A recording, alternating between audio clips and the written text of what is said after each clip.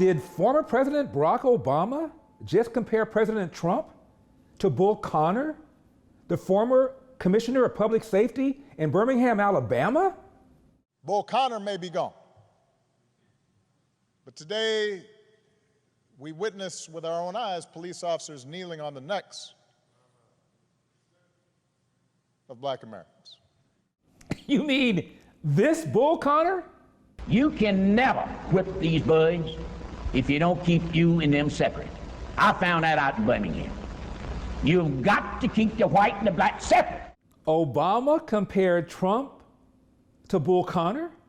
Trump, a man who signed the First Step Act that so far has allowed some 3,000 mostly black men busted for crack cocaine to have their sentences reconsidered. 2,000 of them have been released. This young man is a beneficiary. 52-year-old Matthew Charles walked to the White House today, a changed man. It feels remarkable. He was once a so-called career offender. In 1996, he was sentenced to 35 years in prison for selling crack cocaine. After leaving the military in 1987, where I became a lawless person, and it wasn't until my incarceration in 1996 that the transformation began. That transformation over 21 years behind bars earned him an early release in 2016. His lawyers successfully argued that his sentence was unfair and that he'd changed. He started over in Nashville, where he worked in a food pantry and met his girlfriend. You, Karen? Thank you. But freedom was short-lived when an appeals court reversed his early release and ordered him back to prison. It was a gut shot. It was like a bitter pill. In December, President Trump signed the First Step Act. It eased mandatory minimum drug sentences and led to Charles's release from prison again. Even CNN's Van Jones praised the act. And a big victory for President Trump as he signed the criminal justice reform bill. As you see right here, the new law allows federal inmates to leave prison earlier with good behavior credits, and it also eases guidelines on mandatory sentences. The bill bringing together those on all sides of the political spectrum for a rare moment of bipartisanship in the Oval Office. In the process of this has brought together friendships that I'll cherish for the rest of my life. I'm now texting buddies with Van Jones. And when you're trying to help people on the bottom, sir, I will work with or against any Democrat, with or against any Republican, because there is nothing more important than freedom. So thank you, sir. Thank you. Does Obama think that Bull Connor would have reconsidered the sentences of 3,000 black men? Does Obama think that Bull Connor would have pardoned the first black heavyweight champion, Jack Johnson? Now, we all sort of have heard of Jack Johnson, had a very tough life and an interesting life. One of the greatest fighters, Lennox was just telling me, one of the greatest fighters ever. The early 1900s. Today, as president, I've issued an executive grant of clemency, a full pardon, posthumously, to John Arthur Jack Johnson. He was known as Jack Johnson, the first African-American heavyweight champion of the world, a truly great fighter, had a tough life. They say he violated the Mann Act, and he had a conviction that occurred during a period of tremendous racial tension in the United States more than a century ago.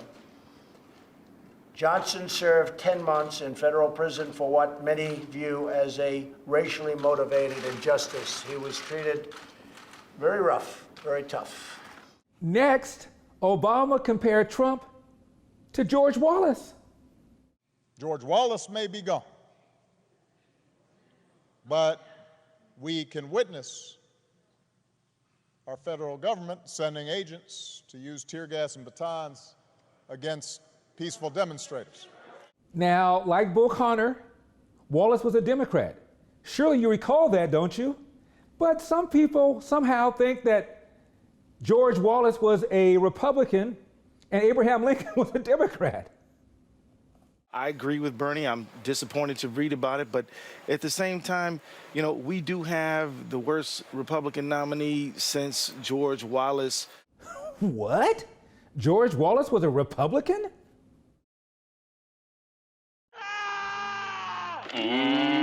Now, that was Keith Ellison, the former deputy chair of the DNC, making that assertion. And sitting right next to him, George Stephanopoulos, the former campaign aide to Bill Clinton, now chief news anchor for ABC News. And when Ellison made that blunder, Mr. Stephanopoulos corrected him, right? Fortunately, a Republican Oklahoma Congressman, Tom Cole, was there. I agree with Bernie. I'm disappointed to read about it, but at the same time, you know, we do have the worst Republican nominee since George Wallace.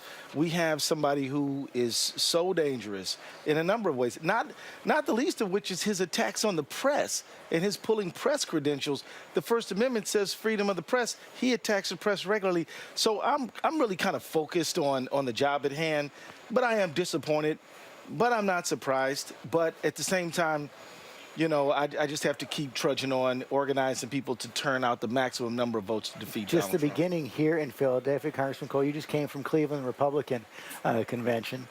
Was it a success? Well, first I want to correct my friend. George Wallace was a proud Democrat and ran for the Democratic nomination. He was on that stage down there Thank God he got rejected and lost. Well, that's fine, but let's be clear on the record as to whose party he belonged to. Yeah, that George Wallace. In the name of the greatest people that have ever trod this earth, I draw the line in the dust and toss the gauntlet before the feet of tyranny, and I say segregation now, segregation tomorrow, and segregation forever.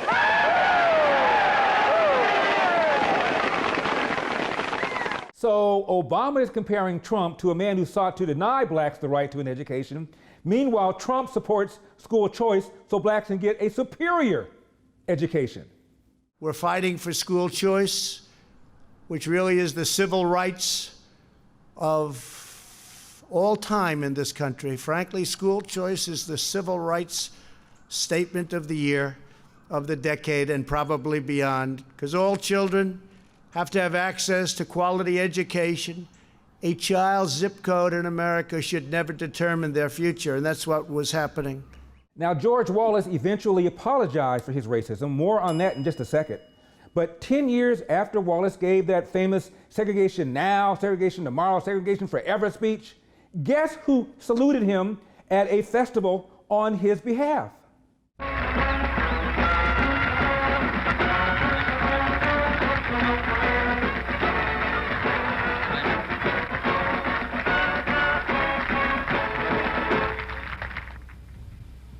All of you know Governor Wallace and I have different opinions on some important issues.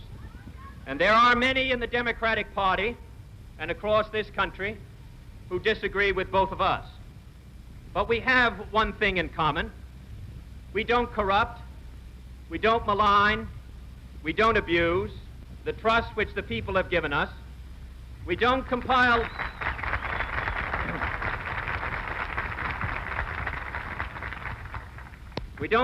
lists of enemies whose careers and lives are to be shattered because of their disagreement. We don't use the tactics of a criminal or the power of the law to silence those whose ideas or politics are different than our own. For if there's one thing that George Wallace stands for, it is the right of every American to speak his mind and be heard, fearlessly and in any part of this country. Liberal Ted Kennedy, the civil rights icon?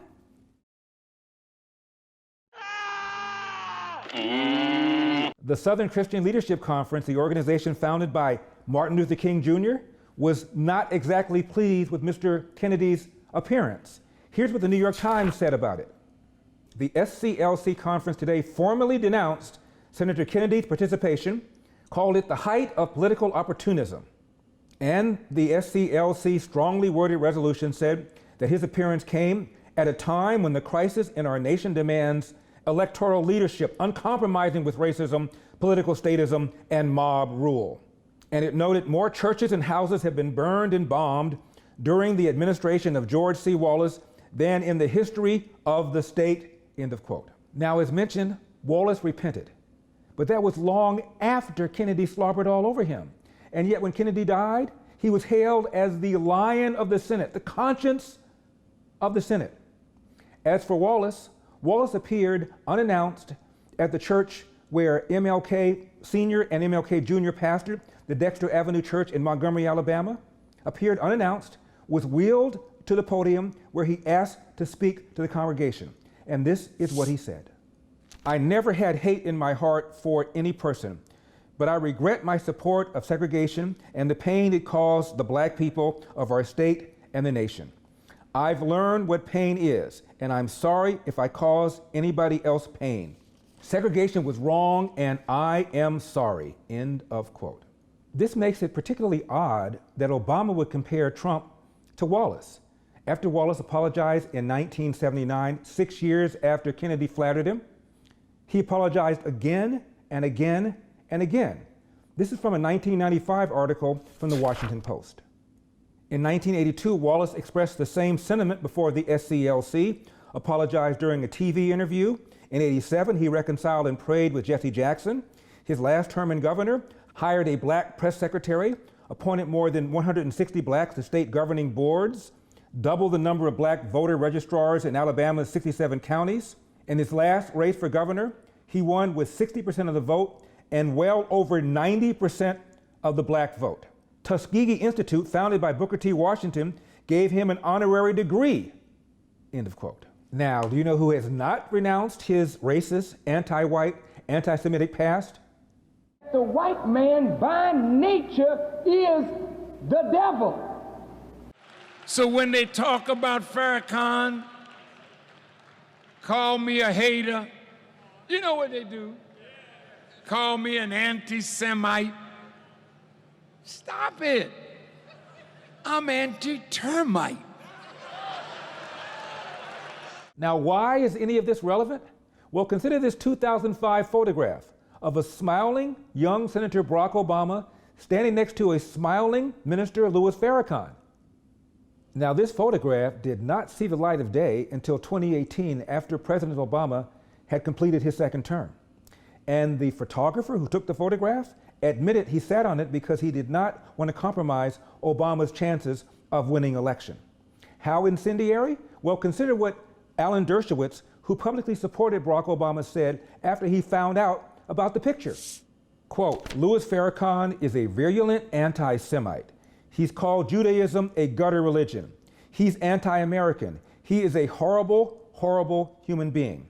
And if I had known that the president had posed smilingly with Farrakhan when he was a senator, I would not have campaigned for Barack Obama. It would have influenced my decision. Look, I threatened to leave the Democratic Party if Keith Ellison were elected as chairman because of his association with Farrakhan. You don't associate with a bigot. You don't associate with an anti-Semite," end of quote. So in summary, former President Obama compared President Trump to two Southern segregationist racists. Trump, a man who presided over the lowest unemployment for blacks in history. Trump, a man who signed the First Step Act that allowed 3,000 men, mostly convicted of crack cocaine, to have their sentences reconsidered. Trump, who spent more money on historically black colleges than any other president.